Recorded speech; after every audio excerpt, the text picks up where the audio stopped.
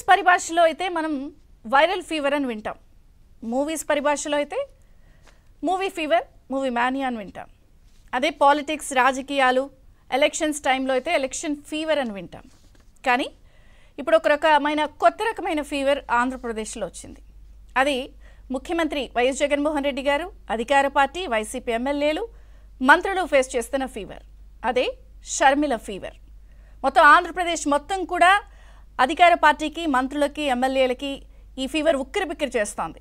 అడుగుతున్న ప్రశ్నలకి, సంధిస్తున్న క్వశ్చన్స్కి, బాణాలకి అవి బల్లల్లాగా, ఈటల్లాగా, గుండెల్లో గుణపాల్లాగా గుచ్చుకుంటున్నాయి. ఆ ప్రశ్నలకి సమాధానాలు చెప్పలేక అధికార పార్టీ పూర్తి స్థాయిలో వ్యక్తిత్వ హననానికి దిగిపోతోంది. అప్పటి వరకు కూడా ప్రతిపక్షాలు, వారి కుటుంబ సభ్యులు, వారి ఆడవాళ్ల మీద చేసే ఒక రొటీన్ అలవాటైన ప్రక్రియని ఇప్పుడు సొంత చెల్లెలకే ఏకంగా వ్యక్తిత్వ హననానికి తెరలేపిందనడంలో ఎటువంటి సందేహం లేదు.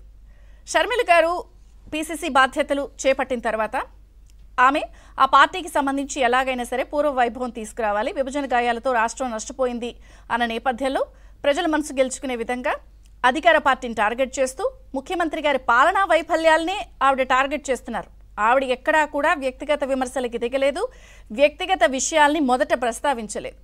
ఆవిడ పీసీసీ బాధ్యతలు చేపట్టిన తర్వాత పూర్తి స్థాయిలో అధికార పార్టీ వైఫల్యాల్ని, ఎలా బీజేపీతో అంటకాగుతుంది, ఎలా ఒక రకంగా చెప్పాలి అంటే చెప్పిన హామీల్ని ఎలా ఎగ్గొట్టింది, ఎలా నెరవేర్చకుండా చేస్తున్న వ్యవహారాన్ని, గాలేరు నగరి, హంద్రీనీవా, లేకపోతే పోలవరం ఏమైంది, అసలు స్టీల్ ప్లాంట్ వ్యవహారంలో తేల్చరేంటి, ఇలా అన్నారు, ఇలా చేస్తున్నారు.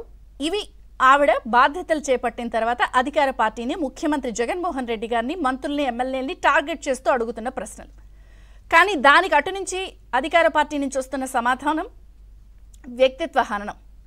ఇంటి పేరు విషయంలో వ్యక్తిత్వ హననం, లేకపోతే పుంకాను పుంకాలుగా వారికి సంబంధించిన వ్యక్తులు ఆ మీడియాల్లో, ఆ మాధ్యమాల్లో, సోషల్ మీడియా వేదికగా టార్గెట్ చేస్తూ అసభ్యకరమైన పోస్టులు పెట్టడం, ఇది అధికార పార్టీ నుంచి లభిస్తున్న సమాధానం. దీంతో నిన్న కడప జిల్లా పర్యటనలో షర్మిల గారు పర్యటించినప్పుడు అందరూ కూడా టీవీలకు అతుక్కుపోయి ఆసక్తిగా చూస్తున్నారు. ఏంటి అసలు ఆవిడ ఏం సమాధానం చెప్తుంది, ఏం ప్రశ్నలు అడుగుతుంది ఈసారి? అధికార పార్టీ నుంచి ఇటువంటి వ్యక్తిగత దాడి వస్తోంది కదా, మరి ఈ నేపథ్యంలో అది కూడా కడప అంటే సొంత జిల్లా, మరి ఈ జిల్లాలో ఆవిడ ఏ విషయాలు చెప్తుంది, ఏ విషయాలు అడుగుతుందని అందరూ ఆసక్తిగా గమనించారు. దీనికి ఆవిడ ఏమన్నారు అనేదానికన్నా నేను చెప్పేదానికన్నా ఒకసారి ఆవిడ ఏమన్నారో ప్లీజ్ ప్లే ద బైట్. నా గుండెలో నిజాయితీ ఉంది.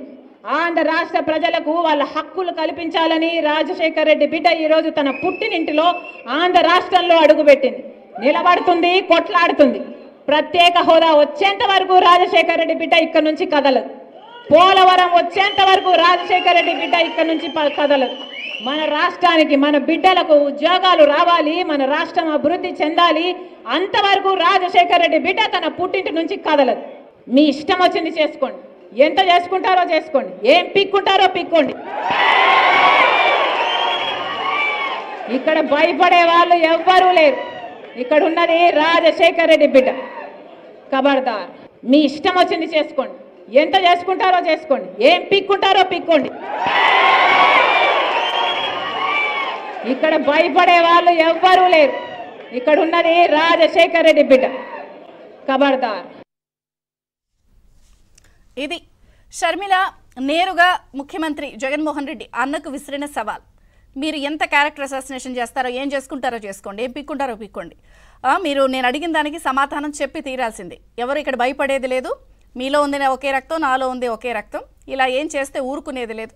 అలాగే తన భర్త పైన కూడా తప్పుడు కథనాలు, తప్పుడుగా కొంతమంది జోకర్లను తెచ్చి ఆ మాధ్యమాల్లో చెప్పిస్తున్నారు. అది కూడా నన్ను సీఎం చేయాలని సోనియా నా భర్త అడిగారా, జగన్ జైల్లో పెట్టించేయమని చెప్పారా, ప్రణబ్ ముఖర్జీ చెప్పారని చెప్పేదో కథ చెప్తున్నారు. వదినమ్మ భారత్తో కలిసి సోనియా వద్దకు అనిల్ వెళ్ళారు కదా, మరి వదినమ్మ చెప్పవమ్మా, ఆడపిల్ల అన్న ఇంగితం లేకుండా ఇష్టం వచ్చినట్టు మాట్లాడిస్తారా, సాక్షిలో సగం వాటా నాకు కూడా ఉంది అంటూ వాటాల ప్రస్తావన కూడా తీసుకొచ్చారు. మొత్తంగా చూస్తే నిన్న ఇడుపులపై వేదికగా షర్మిల ఇచ్చిన స్టేట్మెంట్స్ నిజంగా ఆశాంతం అందరూ ఆసక్తిగా గమనించారు. ఈ స్థాయిలో పాలన్ని ఆవిడ ప్రశ్నిస్తుంటే వ్యక్తిగతంగా టార్గెట్ చేస్తే దానికి కూడా జంకేది వంకేది లేదు, ఏం చేసుకుంటారో చేసుకోండి అని చెప్పిన విధానం కూడా అందరినీ ఆశ్చర్యపరిచింది.